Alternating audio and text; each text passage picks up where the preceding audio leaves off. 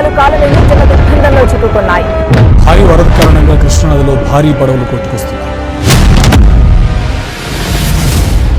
భారీ వర్షాలు వరదలతో రాష్ట్ర వ్యాప్తంగా ప్రజలు ఇబ్బందులు పడుతున్నారు.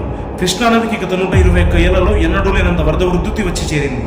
విజయవాడ గత 200 ఏళ్లలో ఎన్నడూ చూడనంతగా వరద నీటితో నిండిపోయింది.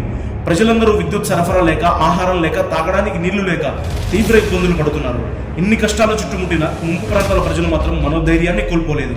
కారణం, ఒక శక్తి తమకు అండగా ఉందని, ఆ శక్తే తమను కాపాడుతుందని గట్టిగా నమ్మి నిలబడ్డారు.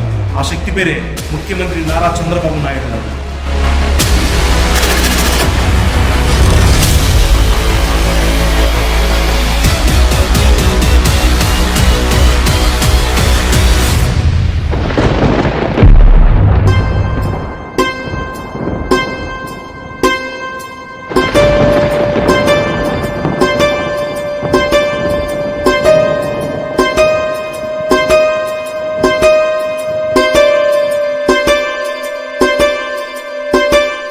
విజయవాడ నీట మునిగింది అని ఆయన చెవిన పడింది.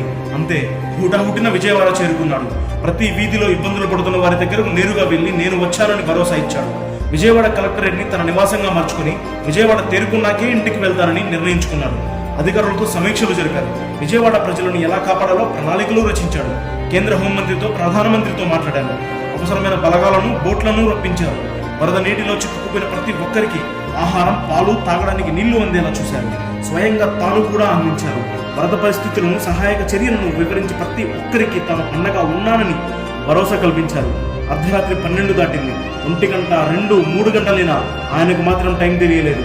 తెల్లవారు 5 గంటల వరకు ప్రతి ఒక్క విషయాన్ని దగ్గరుండి పర్యవేక్షిస్తూ పదండి ప్రజల్ని కాపాడుదాం, కష్టకాలంలో వారికి అండగా నిలుద్దామంటూ అధికారులను ఉత్తేజపరుస్తూ వారితో కలిసి నిరంతరంగా పనిచేస్తూనే ఉన్నాడు నారా చంద్రబాబు నాయుడు.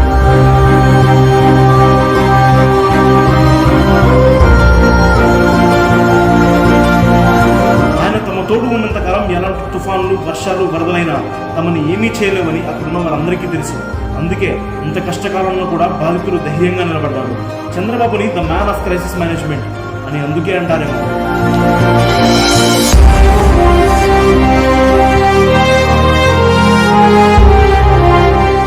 ఈ వీడియో నచ్చితే లైక్ చేయండి. అలాగే మా ఛానల్ ని ఫస్ట్ టైం కనుక చూస్తున్నట్టయితే ఇప్పుడే సబ్స్క్రైబ్ చేసుకుని పక్కనే ఉన్న గంట సింబల్ ని యాక్టివేట్ చేసుకోండి. అప్పుడే మేము పెట్టే ప్రతి వీడియో మీకు నోటిఫికేషన్ గా వస్తుంది. అలాగే ఈ వీడియో పూర్తిగా చూసినందుకు ధన్యవాదాలు.